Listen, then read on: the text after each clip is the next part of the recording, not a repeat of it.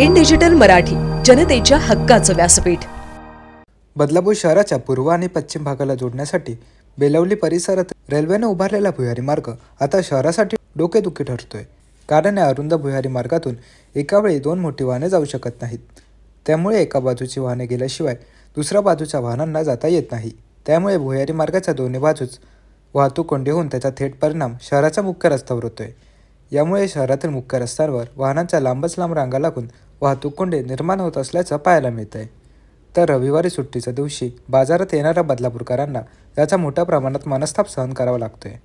या भुयारी मार्गात पावसाळ्यात पाणी साचू नये यासाठी दोन्ही बाजूस शेड टाकण्यात आली आहेत। मात्र या शेडमुळे आता समोरून येणारी वाहने वाहन चालकांना दिसत नसल्याने अपघाताची देखील शक्यता निर्माण झाली आहे। त्याचबरोबर भुयारी मार्गात पावसाळ्यात पाणी साचू नये यासाठी बदलापूर पालिकेने या भुयारी मार्गात दोन्ही बाजूला पाणी वाहून जाण्यासाठी नाळे तयार केली असून या नाळ्यांमुळे आता भुयारी मार्ग आणखीन अरुंद झाला असून 2 वाहने एकाच वेळी पास होणे शक्य नाही। या सर्व प्रकारामुळे दररोज संध्याकाळी शहरात वाहतूक कोंडी निर्माण होऊन बदलापूरकरांना याचा नाहक मनस्ताप सहन करावा लागतोय।